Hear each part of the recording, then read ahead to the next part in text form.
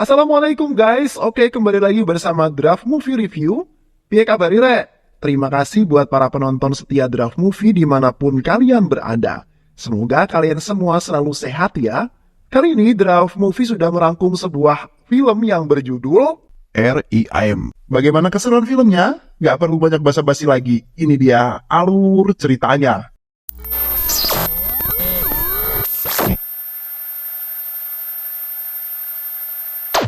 Di sebuah markas terdapat beberapa orang yang sedang berjaga di markas tersebut.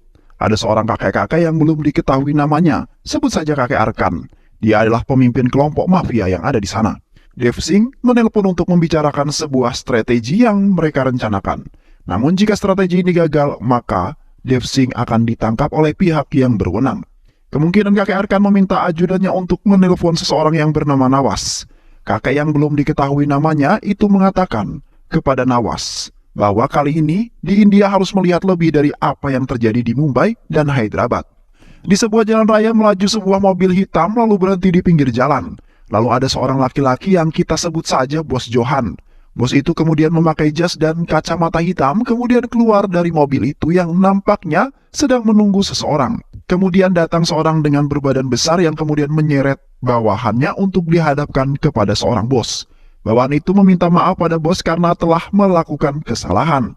Lalu bos itu kemudian berkata akan memberikan sebuah hadiah kepada bawahannya yang berupa peluru panas yang dihadapkan tepat di mulut bawahan tersebut. Setelah membunuh bawahannya, bos tersebut melanjutkan perjalanan menuju ke Hyderabad. Di sebuah tempat yang sebut saja kantor kepolisian, seorang prajurit yang sedang melapor kepada komandan bahwa mereka telah mengetahui lokasi markas mafia itu. Di sisi lain, di markas mafia sedang terjadi diskusi dan mempersiapkan pasukannya. Lalu salah satu bawahan kakek Arkan melapor kepadanya bahwa markas mereka telah diketahui oleh pihak kepolisian. Komandan kepolisian mengatakan bahwa mereka harus menghentikan kelompok mafia itu. Lalu, komandan kepolisian memerintahkan untuk mengirimkan Surya Prakash menuju ke markas mafia tersebut. Lalu tibalah mobil kepolisian itu di markas mafia, lalu Surya Prakash memerintahkan pasukan kepolisian untuk menyebar guna mengelabui kelompok mafia tersebut. Pasukan Surya Prakash kemudian memasuki markas mafia itu dengan hati-hati. Satu persatu penjaga markas mafia mulai dilumpuhkan oleh kepolisian. Surya Prakash dan pasukan mulai memasuki bagian dalam markas mafia, namun kehadiran Surya Prakash sudah disambut oleh ketua kelompok mafia dengan semua anggotanya. Perkelahian terjadi di sana antara Surya Prakash dan kelompok mafia. Namun di tengah perkelahian, Surya Prakash ditembak oleh ketua mafia. Ketua mafia kemudian berkata pada Surya Prakash bahwa dia bisa saja membunuh Surya Prakash dengan mudah. Tapi Surya Prakash menjawab perkataan ketua mafia itu dengan tegas bahwa Surya Prakash berjanji dia tidak akan membiarkan pasukan mafia itu tersisa dengan selamat. Perkelahian terjadi antara dua ketua mafia itu dan Surya Prakash. Surya Prakash yang sudah terluka berhasil mengalahkan dua ketua mafia itu. Namun ternyata ada sebuah bom yang terpasang di tubuh ketua mafia tersebut. Lalu Surya Prakash yang sudah terluka itu memerintahkan pasukannya untuk meninggalkannya di sana. Get out of the sight immediately. Bom pun meledak bersama dengan Surya Prakash. Di lain tempat, Bos Johan menemui seseorang pemimpin perusahaan, sebut saja namanya Pak Saman. Pak Saman memberikan sebuah berkas kepada Bos Johan. Pak Saman mengatakan pada Bos Johan bahwa orang-orang yang berada di berkas itu sedang merencanakan sesuatu yang sangat besar. Lalu Bos Johan menemui beberapa orang yang akan menjalankan tugas bersamanya. Bos Johan menunjukkan foto yang berada dalam berkas tadi yang tidak lain adalah seorang penjahat yang terkenal yang bernama Wasim. Dia adalah teroris yang berbahaya yang ingin Bos Johan tangkap. Lalu Bos Johan memanggil orang-orang yang bekerja pada Wasim. Bos Johan menanyakan pada mereka bahwa siapa saja yang tahu keberadaan dan rencana Wasim agar mengatakannya pada Bos Johan. Namun mereka mengatakan bahwa mereka sudah tidak bekerja pada Wasim. Mereka juga mengatakan pada Bos Johan bahwa Wasim telah merekrut anggota yang baru. Film berpindah di mana ada seorang pemuda bernama Ram. Dia adalah anak dari pemimpin pasukan kepolisian yang bernama Surya Prakash. Ram yang sedang mengendarai motornya menuju ke sebuah tempat perlombaan balap motor bersama teman-temannya.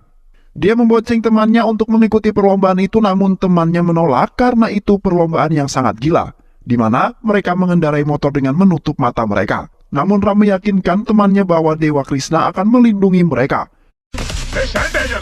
Start pandra! Di tengah perlombaan satu persatu lawannya terjatuh hingga tersisa hanya Ram dan satu lawannya. Hingga mendekati garis finish. Ram terbang dengan motornya dan akhirnya memenangkan perlombaan tersebut. Di tempat lain, Bos Johan memanggil sekretarisnya dan meminta data keluarga Surya Prakash. Kemudian datanglah Ram menemui Bos Johan di sebuah mall. Lalu bos itu kemudian mengenalkan dirinya pada Ram yang ternyata nama bos itu adalah Jaya Prakash Bardawaj. Dia menyampaikan pesan ayah Ram bahwa ayahnya Ram menginginkan Ram bergabung di departemen yang dipimpin oleh Jaya Prakash. Namun Ram menolaknya. Ram mengatakan bahwa dia menganggur. Jika dia ingin uang, dia akan memintanya. Jika tidak, dia akan mengambilnya dan jika tidak, dia akan mencurinya. Lalu Jaya Prakash berkata, kenapa Ram tidak menjaga nama kehormatan ayahnya? Ram menjawab bahwa ayahnya tidak ada dalam hidup Ram. Kenapa Ram harus menghormati ayahnya? Film kemudian berpindah di mana Ram sedang berada di sebuah toko miliknya. Ram melihat seorang wanita yang sangat cantik di depan tokonya. Namun tas perempuan itu diambil orang yang tidak diketahui. Kemudian Ram mengejarnya. Ram terus mengejar pencuri itu hingga di tengah jalan raya. Hingga akhirnya Ram mendapati seorang pencuri itu di sebuah gang dan Ram meminta agar pencuri itu mengembalikan tas tersebut. Lalu pencuri itu memberikan tasnya pada Ram, lalu Ram memberikan uang pada pencuri itu sebagai gantinya. Kemudian Ram melihat isi tas perempuan itu dan melihat nama perempuan itu di kartu identitasnya. Nama perempuan itu adalah Janavi, yang dia bekerja sebagai seorang dokter di sebuah rumah sakit. Kemudian Ram memberikan tas itu pada perempuan yang bernama Janavi. Lalu Ram berkenalan padanya. Anyway, I'm Janvi. I am Ram. Di sisi lain, Bos Jaya Prakash sedang berada di sebuah kantornya. Lalu Bos Jaya Prakash menemui karyawan yang bernama Subu. Lalu Jaya Prakash menanyakan pada Subu kenapa dia belum pulang. Subu menjawab bahwa dia pulang setelah pekerjaannya selesai.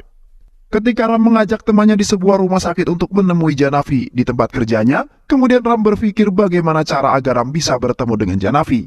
Sebuah ide muncul di benak Ram, dia menjatuhkan motornya pada temannya yang mengakibatkan kaki temannya itu sakit.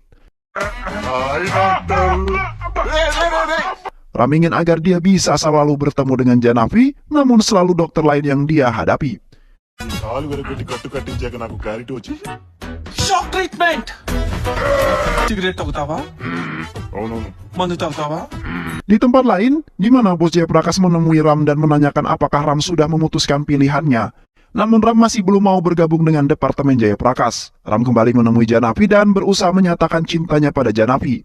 Namun Janavi mengatakan agar Ram menemui ayah Janavi dan meminta izin pada ayah Janavi. Berangkatlah Ram menuju rumah Janavi, namun ketika Ram sudah masuk ke rumah Janavi, dia terkejut melihat foto yang terpajang di ruang tamu Janavi adalah Bos Jaya Prakash yang sering mengajak Ram untuk bergabung dengan departemennya. Ketika ingin keluar, Janavi keluar dari kamarnya dan memanggil Ram. Janavi terkejut ketika ayahnya dan Ram sudah saling kenal. Lalu Bos Jaya Prakash bertanya pada Ram, apakah dia menyukai putrinya? Ram tersipu malu dan meminta izin ke kamar mandi. Setelah kembali dari kamar mandi, Ram ditanya kembali oleh Jaya Prakash, apakah dia menyukai putrinya? Lalu Ram menjawab iya. Jaya Prakash menginginkan putrinya menikah dengan orang yang bekerja di departemennya. Lalu Ram mengatakan bahwa dia siap bekerja di sana dan siap melaksanakan tugasnya. Ram ingin menggantikan ayahnya dan menjaga nama kehormatan ayahnya. Kemudian Putri Jaya Prakash bertanya pada ayahnya kenapa ayahnya ingin agar Ram masuk ke departemennya. Ayahnya menjawab bahwa itu adalah keinginan ayahnya Ram. Keesokan harinya Jaya Prakash mulai melatih Ram dengan pelatihan lari, kemudian dengan latihan bela diri, pengetahuan dan lain sebagainya. Lalu Jaya Prakash memberikan Ram tugas untuk mengikuti seseorang. Ram terus berlatih lari, push up dan belajar pengetahuan. Lalu ketika Ram dan Janavi bertemu di taman, tiba-tiba temannya datang dalam keadaan mabuk. Mendengar itu Janavi merasa dibohongi dengan apa yang dikatakan oleh teman Ram. Lalu Janavi pun pergi meninggalkan Ram dan temannya di taman. Keesokan harinya, Ram mengajak temannya menemui Janavi untuk mengatakan yang sesungguhnya. Lalu Ram berjanji pada Janavi bahwa dia hanya ingin Janavi bukan karena pekerjaan atau yang lainnya. Di sisi lain saat Ram sedang menjalani latihan, beberapa kelompok mafia Wasim sudah mengumpulkan anggota-anggota barunya dan mulai menyelundupkan senjata secara ilegal. Wasim mengumpulkan anggota yang telah dia pilih dari berbagai tempat agar berhati-hati dalam menjalankan sebuah tugas.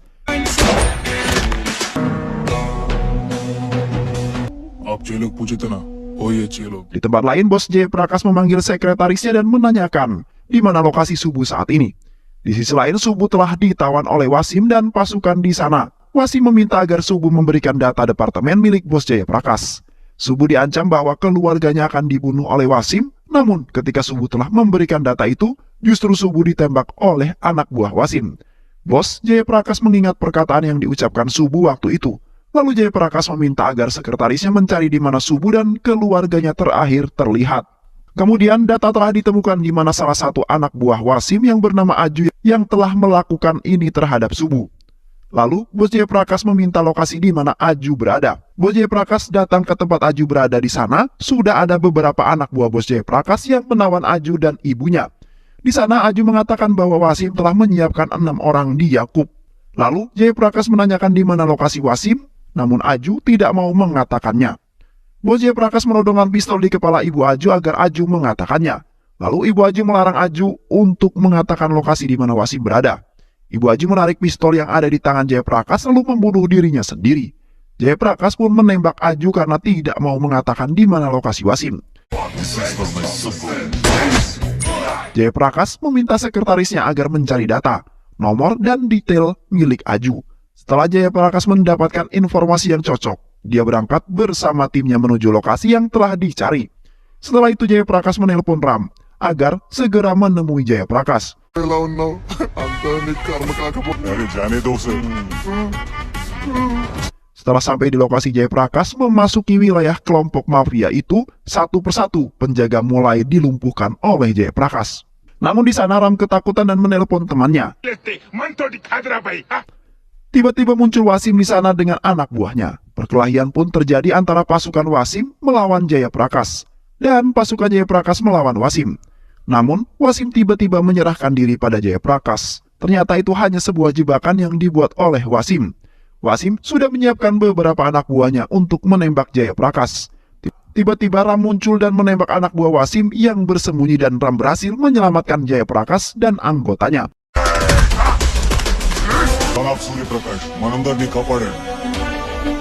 Keesokan harinya Ram menemui Jayaprakash. Ram menunjukkan bahwa Ram telah diterima di departemennya. Jayaprakash mengatakan bahwa hari saat Ram diterima sama dengan saat Jayaprakash meninggalkan pekerjaannya. Dia mengatakan pada Ram bahwa Jayaprakash memiliki penyakit kanker stadium 3. Sekarang, Jayaprakash hanya memiliki 2 tanggung jawab, yaitu 1 pernikahan putrinya dan 2 membawa Ram ke departemennya. Di tempat lain, Nawas mendapat sebuah telepon dari Kanbir. Mengatakan pada Nawas, dia mengirimkan nomor yang dia dapat dari pesta. Nawas menjawab akan memeriksa nomor tersebut. Di kantor HID, Ram datang menemui pemimpin kantor HID, dan Ram siap menerima sebuah tugas. Lalu datanglah Jayaprakash ke kantor itu dan melapor bahwa ini adalah tugas terakhirnya, karena penyakitnya telah berada di status akhir. Kemudian Jayaprakash menemui Wasim di penjara. Di sana Jayaprakash menanyakan apa yang Wasim lakukan pada 6 orang yang telah dia pilih. Setelah itu, 6 orang yang telah dia pilih, Wasim mulai memasuki tempat di mana Wasim dan Jayaprakash berada. Tiba-tiba, suara tembakan terdengar di sana. Ternyata anak buah Wasim datang dan hendak menyerang Jayaprakash.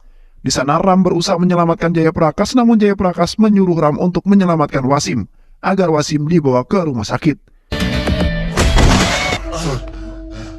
Di akhir hidupnya Jayaprakash, dia memerintahkan Ram untuk menghentikan rencana anak buah Wasim. Jayaprakash mengatakan pada Ram bahwa dia melihat jiwa dirinya pada tubuh Ram. Dan Jayaprakash juga mengatakan bahwa Jayaprakash akan selalu ada di dalam tubuh Ram. Jayaprakash meminta Ram agar bisa menjalankan tugas cepat seperti ayahnya. Akhirnya Jayaprakash menghembuskan nafas yang terakhir. Di pemakaman Jayaprakash, pemimpin HID datang dan mengatakan permintaan maaf pada anak Jayaprakash. Di sana anak Jayaprakash menangis dan mengatakan maaf pada ayahnya. Tapi dia juga bangga pada ayahnya karena telah membela negaranya.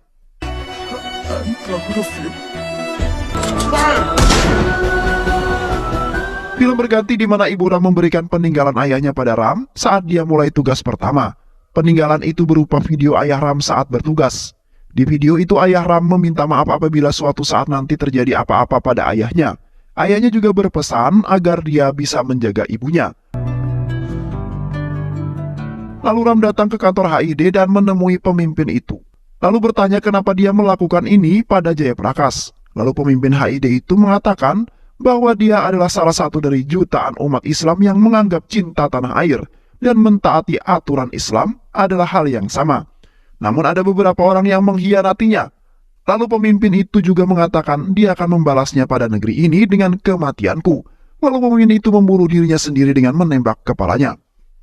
Pada saat Ram akan pulang, datang sekelompok orang yang menanyakan keberadaan bosnya. Lalu kelompok itu menyerang Ram dan perkelahian pun terjadi. Salah satu temannya Ram tertusuk dan tergorok lehernya oleh kelompok tersebut. Kemudian Ram membawanya pergi, temannya yang terluka itu. Tapi kelompok itu masih mengejar Ram dan temannya.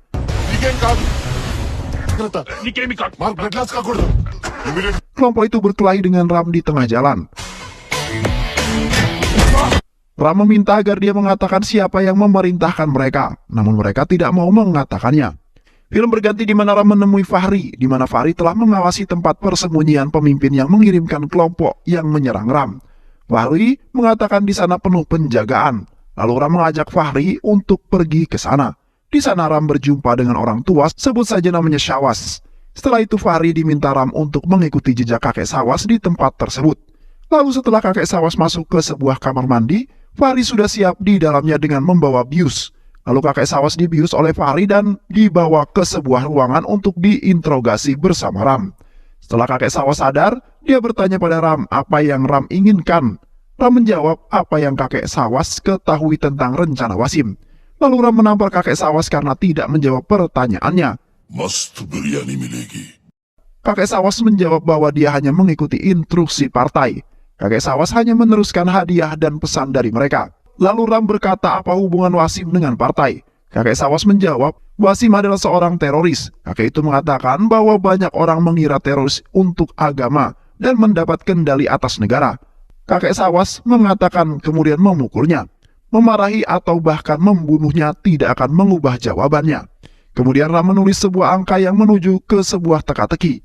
Ram terus mencari tahu tentang nomor itu hingga akhirnya Ram menemukan titik terang di mana itu adalah nomor PNR, yaitu nomor keberangkatan kereta dari Hyderabad menuju Tirupati. Lalu Ram menyuruh Farul untuk mencari rincian penumpang kereta itu. Lalu Farul mengatakan bahwa tiket itu palsu. Kemudian Ram terus mencari tahu tentang nomor tersebut. Akhirnya menemukan arti dari angka itu adalah nama sekolah yang bernama Kendriya Vidya Bhavan 2. Kemudian Ram menemui Javani untuk meminta kemunduran jadwal pernikahan mereka. Lalu Javani mengatakan pada Ram untuk meminta izin dan restu pada ibunya. Kemudian Ram menemui ibunya untuk meminta restu dari ibunya, dan ibunya memberikan gelang Krishna pada Ram. Tibalah Ram di Tirupati. Lalu Ram menghubungi pemilik sekolah yang berada di Tirupati. Ram mengatakan bahwa akan ada teror di sekolah itu. Tiba-tiba Ram tidak sadarkan diri. Film berganti di mana Ram sudah diikat dan bercucuran darah di kepalanya. Setelah sadar, Ram terkejut melihat seseorang yang sudah berdiri di depan Ram dengan seluruh pasukannya. Seseorang itu adalah Nawas. Nawas bertanya pada Ram siapa yang mengatakan 2 kapi, memiliki arti Kendriya Vidyalaya. Lalu Baruti bertanya pada Ram mengapa Ram melakukan ini. Lalu Ram melawan Tuan Van Kateswara yang telah memberitahu. Lalu Nawas berkata bahwa dia ingin memerintahkan negara ini. Nawas mengatakan bahwa dialah yang meminta Wasim untuk mencari 6 orang di India karena dia ingin membentuk jihad baru. Nawas juga mengatakan Tuhan bagi semua orang adalah Allah. Nawas berkata pada Ram bahwa ada 1.500 siswa di sana dan dalam 15 menit semuanya akan meledak. Lalu terdengar telepon memanggil Nawas. Lalu suara dari telepon itu mengatakan bahwa sudah 15 tahun dia mendengar suara itu seraya berkata, Surya Prakash. Lalu suara dari telepon itu memerintahkan untuk membunuh Ram. Lalu Ram dipukuli dari belakang menggunakan sebuah besi. Ram pun tidak sadarkan diri, lalu Ram teringat ibunya. Kemudian Ram pun bangkit dan melawan seluruh pasukan Nawas secara sendirian. Kemudian Ram berlari keluar dan meminjam telepon seseorang untuk menelpon polisi, agar polisi segera menuju ke sekolah yang akan diledakkan. Di sekolah itu Ram sudah disambut dengan 6 orang itu di lapangan. Ram melawan 6 orang tersebut sendirian hingga tersisa 1 orang. Ram bertarung melawan orang-orang itu hingga babak belur. Pertarungan itu dimenangkan oleh Ram. Namun ketika petugas ingin membunyikan sebuah bel yang sudah dipasangi bom, Ram mencoba menghalanginya. Akhirnya bom yang sudah dipasang oleh Nawas gagal meledak. Akhirnya sekolah itu pun selamat. Di akhir cerita, Ram menemukan artikel yang ditinggalkan oleh ayahnya untuk Ram. Singkat cerita, Nawas sudah tertangkap oleh Ram. Lalu muncul seseorang yang tidak diketahui dan merasa ketakutan akan mendengar nama Ram. Dia mengatakan bahwa Ram tidak akan berhenti sebelum menangkap dirinya. Misi Ram selanjutnya menemukan dan menangkap seseorang yang memerintahkan Nawas. Dan cerita pun selesai. Baik sahabat, itulah alur cerita dari film yang berjudul Ram 2024. Bagaimana keseruannya? Mudah-mudahan sahabat semua terhibur dan sehat selalu. Wassalamualaikum warahmatullahi wabarakatuh.